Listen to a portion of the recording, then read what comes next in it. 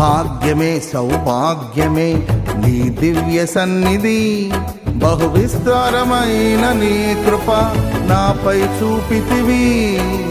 భాగ్యమే సౌభాగ్యమే నీ దివ్య సన్నిధి, బహు విస్తారమైన నీ కృప నాపై చూపితివి.